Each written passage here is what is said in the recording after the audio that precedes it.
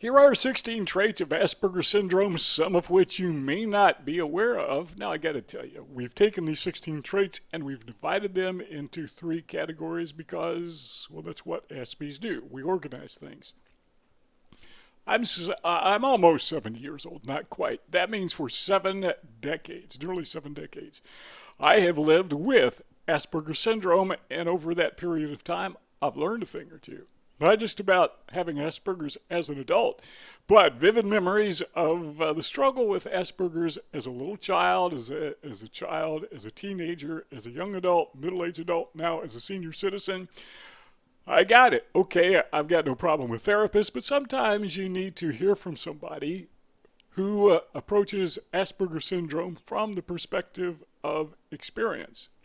So, 16 traits of Asperger's syndrome. Number 1, well, the first category is communication traits. Trait number 1 is social challenges. People with Asperger's syndrome find conversations cumbersome and sometimes downright exhausting. I know people with Asperger's syndrome who are avoidant. They just avoid other people whenever possible. They don't like to go to the shopping mall. They feel uncomfortable in church. They don't like to go to crowded restaurants. If they go to the grocery store, they may do it in the middle of the night. That's what I do, because they're just not comfortable around people. That is a trait. Social challenges is a trait of having Asperger's syndrome. That is not because we don't want to engage in friendly conversation, or we don't want to be friendly, or we don't want to have friends. Rather, it is because we are bound by a neurological impairment. Now, I got to say I'm reluctant to use the word impairment because it tacitly implies that it's a flaw. I don't think it's a flaw, it's a trait. But I use the word impairment because people understand better what I'm saying. Our brains are quite literally don't seem to function as efficiently as typical people when it comes to communication. A lack of social skills can make long-term employment very difficult for people with Asperger's syndrome. I know Aspies who the longest they've ever held a job was 6 months. They just can't do it. They can't hold down a job. Now, it's not because they don't know what the job is. They're very good at their job. It's not because they're late. They're very punctual. It's not because they don't have a good attitude. They have a very good attitude. They do everything right, except they cannot interact well with their coworkers and sometimes with their supervisors. That takes us to trait number 2. Now, before we go on, let me just interject this very quickly. These 16 traits, we're going to do a separate video on each one of these in the future. So we're just covering them very briefly, what's the word? Well, we're just doing a survey of the 16 traits, and we will dig a little deeper in future videos, so you'll want to check back with our YouTube channel. Number 2, speech challenges. Okay, now you may notice when I'm talking, sometimes I stumble over my words. I'm getting a lot better at that. Much better as I approach the age of 70 than when I was, say, 30. Yeah, I'm getting better at it because I'm practicing. Why do we do that? Well, it's something like this. When I was little, and again, I'm drawing on nearly 70 years of experience, but I remember when I was little, maybe 4 or 5 years old, my parents took the family to, the kids, there were a bunch of us, took us to a park. And just for the fun of it, I thought I would run down a steep hill. Well, what I learned was my feet got ahead of me, and instead of running down the hill, I rolled down the hill. Well, that's what it's like to have Asperger's syndrome. Sometimes when you're trying to talk, your words get ahead of you. It's like you're thinking something while you're saying something that you already thought of, and then you try to say what you're now thinking instead of what you know what I'm talking about. I just did it. We have speech challenges, and they're expressed as speech difficulties. When we do manage to talk, our speech is often described as flat, lacking expression, or monotone. I recall when I was visiting a therapist, and I encourage you to visit a therapist if they're qualified in this area. One of her observations was that I had what she called flat expression. Well, that's not the first time I heard that.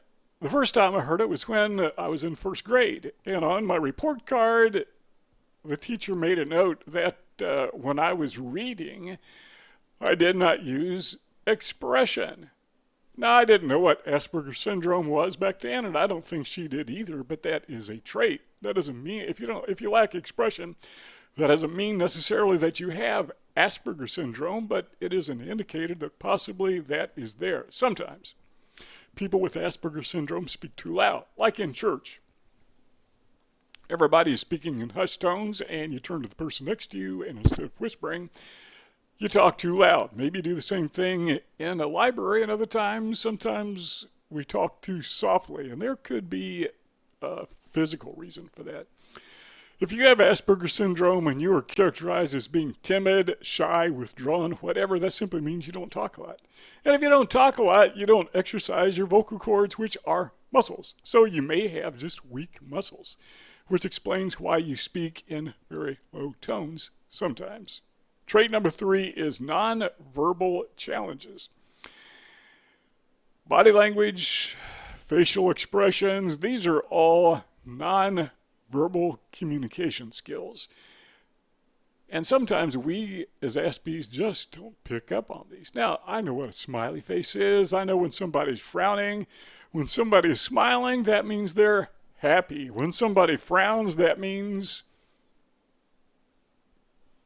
well, I don't know what it means. It may mean they're angry. It could mean they're sad. I just don't necessarily get it. So I avoid them. I stay away from them. If you're around somebody you know who has Asperger's syndrome, please be aware of that. Don't frown at them because they don't know if you're unhappy. They may think you're mad at them. So we do have challenges with nonverbal communication skills. Now, as I get older, I'm learning to use nonverbal skills. But I have to work at it, even as I approach my 70th birthday. Trait number 4 is this: advanced verbal skills. All right, what does that mean? Well, it means simply this: we tend to have an extensive vocabulary. Or we have other people who have extensive vocabularies may not use all of those terms because to them it just seems unnatural. But to a person with Asperger's syndrome, we will use terms that other people may not know, and if they do know, they may not use them because they're not appropriate. But people with Asperger's syndrome may not be very good at expressing themselves, so they try really hard to be as good at it as they possibly can. So you may find them using words that are very descriptive and very good, but they just don't sound normal. Normal people just don't talk with those so-called big words, but people with Asperger's syndrome may very well do that because they just want to communicate well. It's also worth noticing, I should say, that people with Asperger's syndrome may make very good writers because, it's difficult to express yourself verbally. But what do you do? How do you express yourself? Well, you do what I do, and you write. All right. Trait number 5 is lack of eye contact. Now, I remember, notice I changed the camera view when I talk about eye contact because I don't want to look you in the eye. Not true. I'm actually looking at a camera. Again, drawing on nearly 7 decades of experiences, I may have been, 10, 11, 12 years old, and my dad had what is called today, they call it a side hustle, a work that he would do outside his regular job to earn extra income to feed his family. What he did was he was a painter, and he would hang wallpaper, and he would take jobs to make extra money, and sometimes I would go with him just to help. And I recall one time we were in a woman's house. Dad was doing a wallpaper job, and she noticed that I was not making eye contact, and she rebuked me. Poor little kid. She got on me. She said, people who don't make eye contact are rude. She was trying to bully me into making eye contact. Well, guess what? It just made it worse. We're not good at making eye contact. So what do? Well, what people with Asperger's syndrome sometimes do is they will focus on your mouth, the other person's mouth. Makes perfect sense because their eyes aren't talking. I know the eyes are the window to the soul. No, they're not, but people say that. From the heart, the mouth speaketh. That's what the Bible says. So I say the mouth is the window to the soul. So you look at people's mouths when they're talking, makes perfect sense. What I have learned to do is I don't look at their mouth. I don't look at their eyes. I tend to look in the middle of their forehead. That way it gives the illusion of eye contact. And by the way, yeah, I'm getting better at that. And I've almost totally overcome it. But naturally, in my natural state, I don't like to look at people. I may stare at them from the back, but I don't like to make eye contact with people. It's just not very comfortable. That brings us to the second category, which is behavioral and emotional traits. Trait number 6 is orderliness. Do you like my shirt? I got 17 of these. They're identical. The only difference is they're different colors. 3 different colors, but other than that, they're all the same. I like things being the same. I like things being in order. Now, I'm not a neat Nick. I don't have to have everything perfect all the time, but I can say this. Once a year, my wife goes out of town to visit her family in another state, and when she's gone, you know what I do? I clean the house. I want it to be orderly. Back to the shirts. I've got 17 shirts. They're all the same. So how do I keep from wearing the same shirt over and over and over again? Wear it, wash it, wear it, wash it. Well, what I do is I number them. Yeah, I got a number. Even as I speak, I've got a number on the back of the shirt. This shirt, I think, is number 12. And I hang them in sequence in my closet, and 4 or 5 of them get dirty. I'll throw them in the wash, and I'll hang them back in sequence. That way I make sure that I never wear the same shirt twice, day after day. I rotate them. We like orderliness. Adults with Asperger's syndrome express orderliness in many ways. Some adult Aspies may be excessively tidy and feel quite uncomfortable in a cluttered home or office. Now, that's not to say, speaking personally, that I always keep my office in my house perfect. But when it's not tidy, I feel very uncomfortable until I clean it. Trait number 7, routines.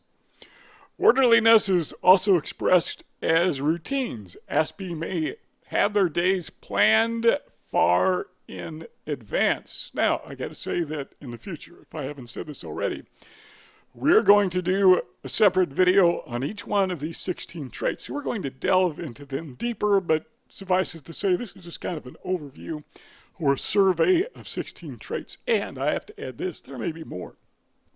And I should also say that not everybody with Asperger's syndrome has all 16 of these traits. Orderliness is also expressed as routines. What do they call those things when you get on your computer and you put everything in order? And so you have, they call it a spreadsheet. That spreadsheets were invented just for Aspies. Okay, I'm joking, but hey, probably a person with Asperger's syndrome invented the spreadsheet. My life is a spreadsheet. I mean, quite literally. I can tell you exactly where I plan to eat. We eat dinner on Sundays. We go out to eat on Sundays. We go out to eat every Sunday. And I can tell you exactly where I'm going to go eat a year from now. Because there are 26 restaurants in our city that I like. And I order them 1 by 26. So we visit a different restaurant twice a year. 52 weeks out of the year. 26 times 2 is 52. Guess what? I've got it on a spreadsheet. What do I do every Sunday? Same thing. I cut my hair every Sunday morning. I pay off my credit cards every Sunday morning.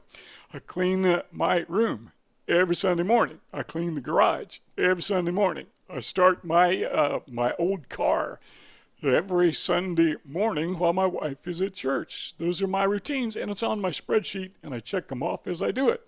There are things that I do once every month. I got them on my spreadsheet. One thing I do every month is I start all my engines, all my gasoline engines, not just my car, but if I'm not using my lawnmower wintertime, once a month on the first of the month, I will start it. Summertime, first of the month, once a month, I will spray the yard with I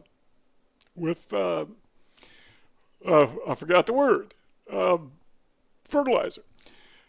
And once a month, I will kill the weeds along the edge of the yard. All these things, they're all on my spreadsheet. I have things that I do every quarter. Well, it's on my spreadsheet. I change the filter on my furnace every quarter. Some things I do every year. Probably ought to do it more frequently, but I have the oil changed in my car every year. Okay, I don't drive that much, so once a year is fine. The point is, we tend to do things in routines, and spreadsheets are an ASPE's best friend. Maybe not literally, but very good friend. Trait number 8 is repetition. We've talked about this a little bit, but let's delve into it a little bit deeper. Repetition is very similar to routines. It simply means that ASPEs prefer to do things the same way each time they do them. Not all ASPEs do this, but all right, for example, get up in the morning, you have a morning routine. Most people do because it's just convenient, but ASPEs may always brush their teeth first before they shave. Got to do that because something is wrong if you don't. Okay, first thing you do is you make coffee. Okay, well, the coffee is brewing, you go to the cabin. I'm in my office cabin. Wintertime, turn on the heat. Summertime, turn on the air conditioner. By the time you're done, you go back in the house, brush your teeth, shave, and your coffee's done. What do they call that? MTC oil. I always put that in my coffee. Very good. Just a routine. Everything we do routinely. Now, some people with Asperger's syndrome are even more extreme in their routines, or repetition rather, and by that I mean they have to open the door the same way every single time. They do things very, very, very repetitiously. They can't help it. That's just the way they are. And again, it's not a flaw. It's just a personality trait. I take a walk almost every day. Weather permitting, I'll even walk in the rain, as long as there's no thunderstorm. But when I get to my destination, there's a stop sign, and I reach up and I touch the stop sign. Don't ask me why. I just do it. Then I turn around and go home. It's part of repetition, part of my routine. Number 9 is this, trait number 9. This is pattern changes. This is not something we do. This is something ASPEs don't do. We do not like our routine, our pattern changed. There is a place for everything, and everything must be in its place. We have a pattern. My pattern is part of my routine, and I don't want to change it. There's a place to put things, and that's where they go. When I was in therapy, the therapist kind of laughed at me because for a long time, every Sunday morning, I talked about my routines, but part of my pattern was every Sunday morning, I went to buy Kentucky Fried Chicken. Just part of my pattern, had to do it. They raised the prices, so that broke that pattern, and I got out of it. Trait number 10 is this, emotional outbursts. Now, to understand this trait, let's use this analogy. Let's say you've got a balloon, and you are blowing the balloon up. You're inflating the balloon. Just keep blowing, and just keep blowing, and eventually what's going to happen is the balloon is going to burst. All right, so you have Asperger's syndrome. You don't express your emotions as other people, so what happens to those emotions? You still have them, you're just not expressing them. It's like inflating an emotional balloon, and eventually it's going to burst. People think you are in a rage, that you're angry, but you're not. It's just called a meltdown. It's the balloon being burst. Trait number 11 is this: inhibited emotions. Now, I said this earlier, just a moment ago, but we have emotions. People with Asperger's syndrome have emotions just like everyone else, but we don't necessarily express them. They're still there, but people see that and they say this person has no emotions. What's wrong with this person? Again, this is that flat expression or flat effect. So we understand emotions like grief. We understand joy. We understand, let me get this back on the screen here. We understand sentiment. All right, holidays. Yeah, I get it. It's a happy time. It's the most wonderful time of the year. I just don't get into decorating things because, well, it's noisy, visually noisy. So I just don't like to do it. Now, I'm perfectly happy if my wife does it, and she does a very good job setting up the Christmas tree, decorating the house, and it is kind of nice, but I don't want to do it. I just don't have the ability to express that sentiment. So, the way we say that is their understanding, speaking of Aspies, their understanding is may not be as defined as typical people. Consequently, they may not express emotions at the same level of intensity as others. For example, they may be less likely to cry at funerals, cheer at ball games, or get into holidays like typical people. But we still have emotions, we just don't express them. All right, trait number 12 is this: sensory stimulation. Talked about Christmas lights, they bother me a little bit. Now, I appreciate them, they're fun to look at, but I don't want to stare at them.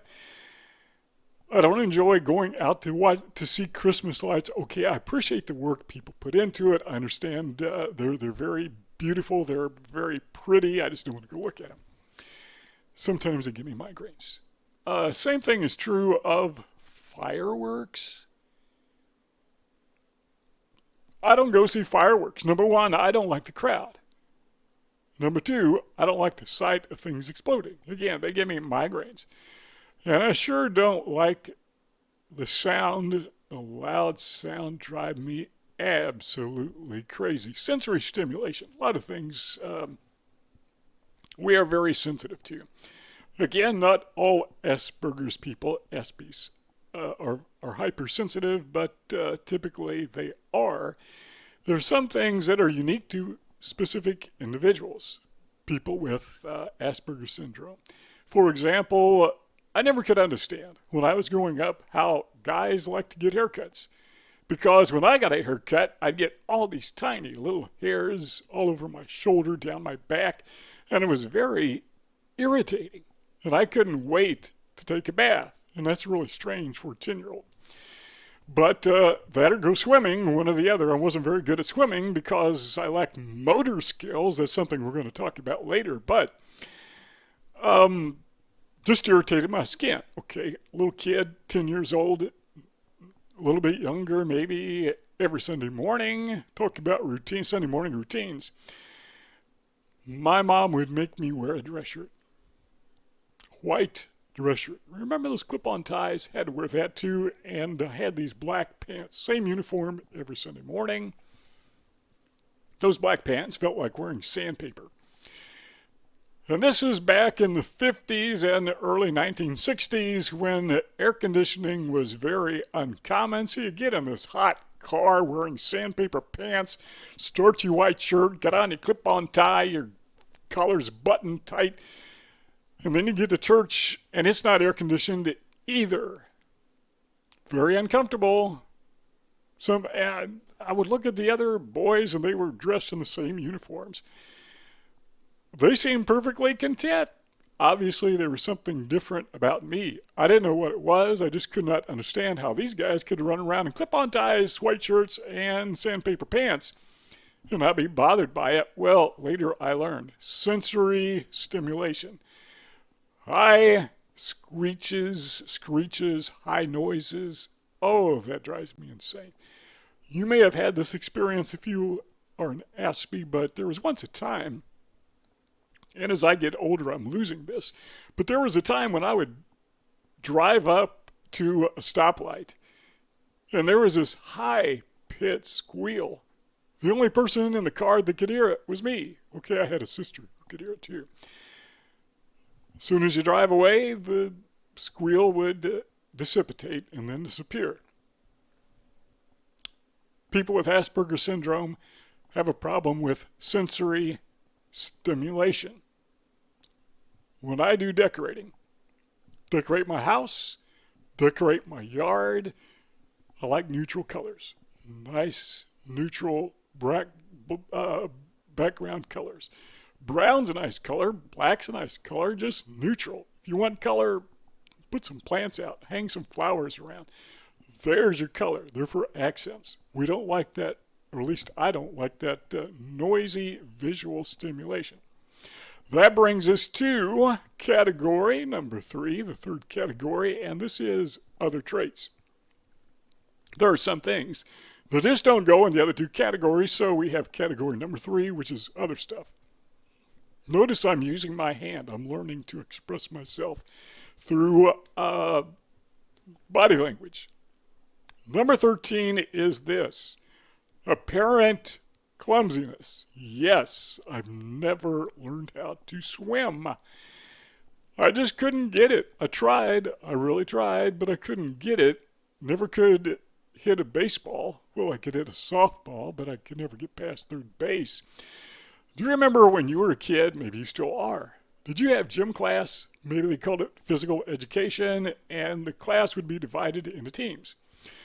And alternately, whoever was the head of the team would choose somebody until everybody was on a team. Sometimes there is this one kid who always gets chosen last because everybody knows this kid's not good at sports. Just doesn't have the eye-hand coordination. I was that kid.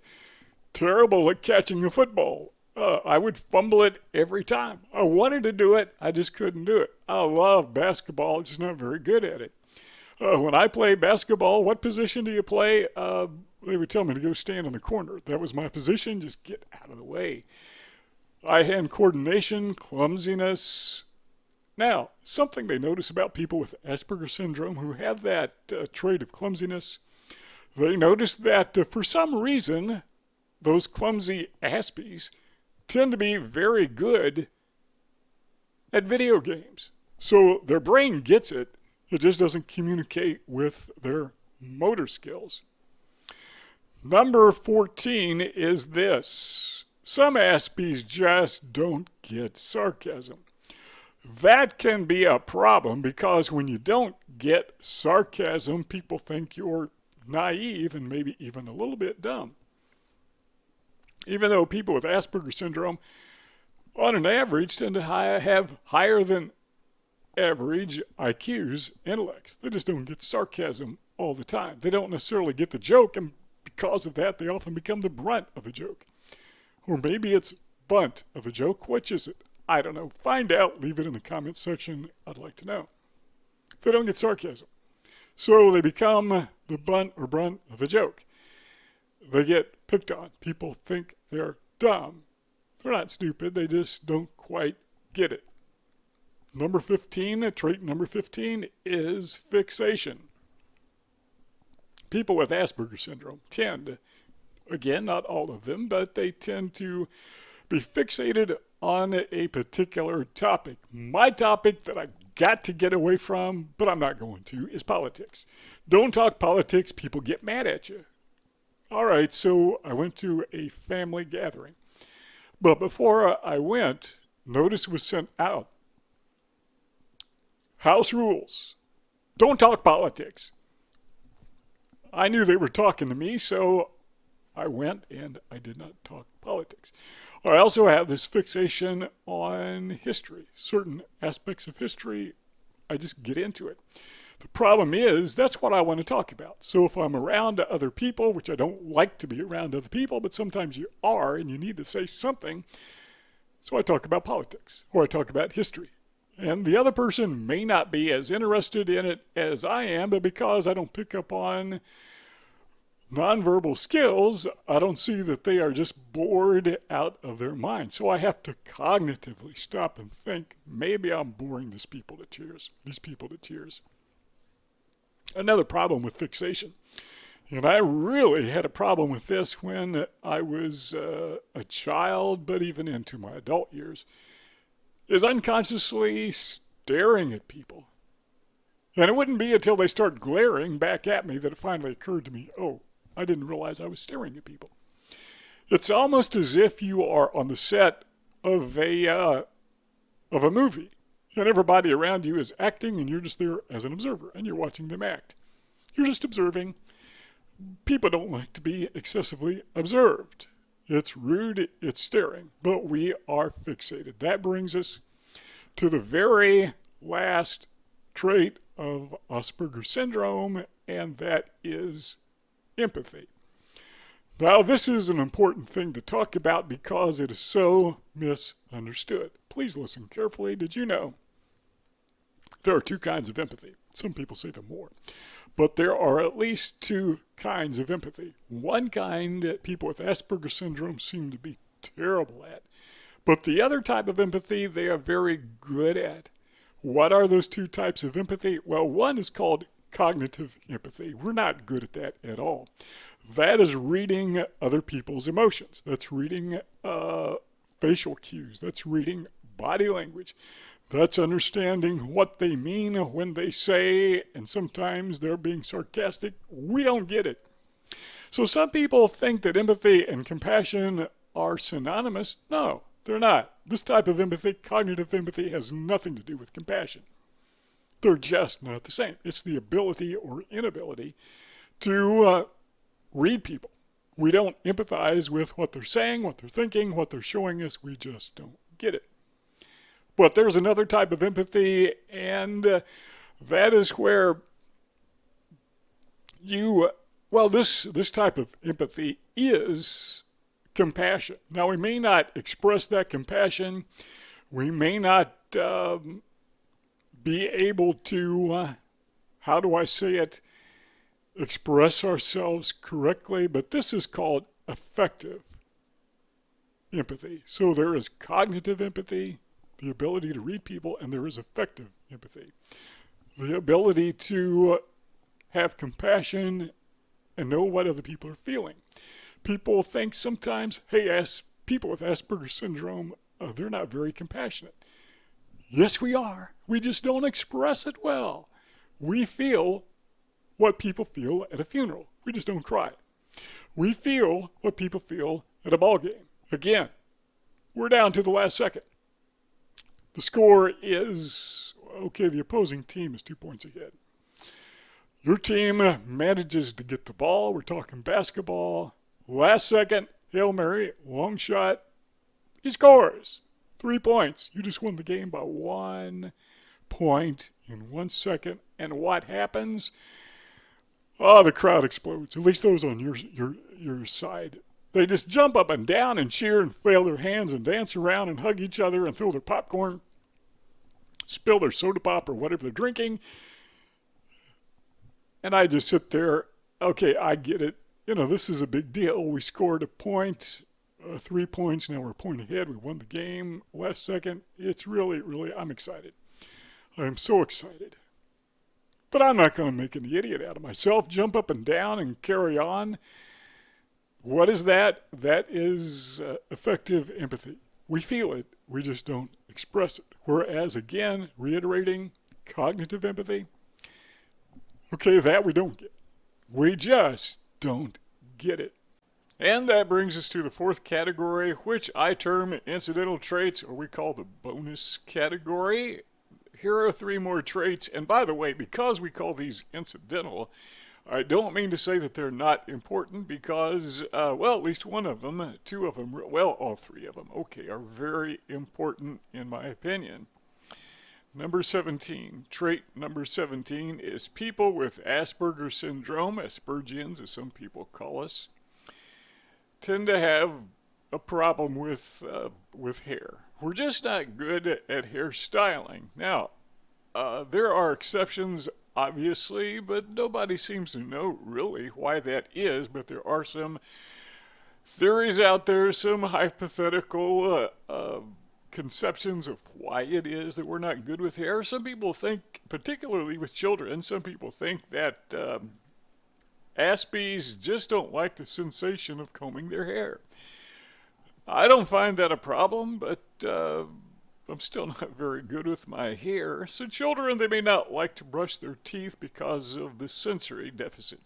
They may not like to comb their hair because it is irritating to them. They may not like to do things that we would consider normal hygiene, not because they like being dirty and messy or lazy, but because the sensory stimulation can be irritating. Well, that's one theory that's been floated. Another one is that maybe Aspies are not good with hair because they have a social deficit. I hate to put it in these terms, but to be brutally honest, they just don't care what other people think about them. They don't feel that peer pressure, which, by the way, is one of the benefits of being an Aspie, in my opinion. They don't have that peer pressure that compels them to look perfect all the time or to impress other people. So, that being the case, why bother? Trait number 18 is this. Yes, this is a very important trait in my opinion. And this trait is what they call stimming. S-T-I-M-M-I-N-G. That's self-stimulation. Stimming goes something like this. We may rock back and forth. I do that a lot. In fact, if you go back and watch this video on high speed, you'll see me rocking back and forth in high speed. Sometimes when we stand, Aspies will rock back and forth. So the first one is to and fro. The other one is back and forth.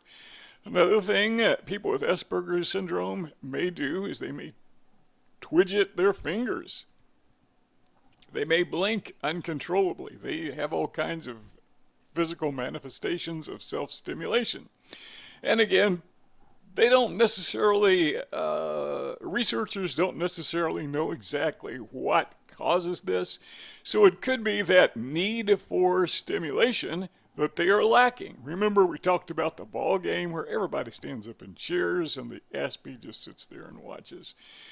Everyone else emotes. They get their stimulation, what would you call it, expressed, maybe expelled. It's gone. But the Aspie retains it. So it could be that it's like a slow release. Instead of standing up and cheering at a ball game, they just release it very slowly in small amounts. That's one theory that's floating out there. Another one is maybe not an expression, but it may be a reaction to stimulus, or it could be both. For example, you as an Aspie are in a situation of hyper sensitivity.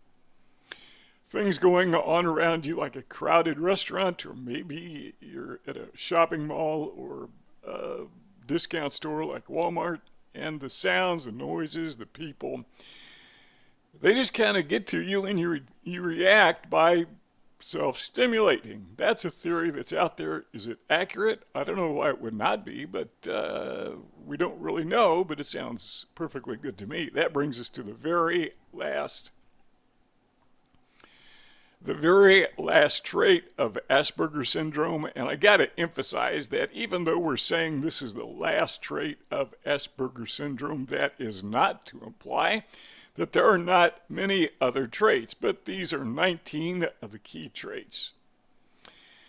Number 19 is masking. Sometimes this is called camouflaging, and it works kind of like this. We know that we're a little different. I almost said a little weird. I don't like that. We're not weird. We're just different. And because of that difference, we may not be accepted by our peers, by others. But we want to be accepted, and so we pretend to be like those people. That's camouflaging. That's masking. I guess that's okay unless someone is trying to evaluate a child for Asperger's syndrome or high-functioning autism. But it becomes very difficult because they're masking it. They're camouflaging it. They're hiding it. They are pretending. They are acting. So masking, yeah, it's okay. But if someone is trying to evaluate, particularly, again, I'm reiterating, a child, then it could be a very harmful thing.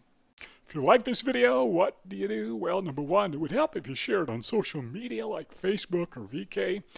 Leave a comment in the comment section below, and if you're not already giving this video a thumbs up, please do that. That alerts the artificial intelligence at YouTube or wherever you're watching this. The people are engaged in this video, so they're more likely to promote it. So that would help a lot. Leave a comment in the comment section below. Got anything, any suggestions that I may have missed? Any suggestions that I could add in the future when we go through each of these 16 components one-on-one? Let me know in the comment section below. That would be much appreciated. Don't forget to visit our website, aspergers.life.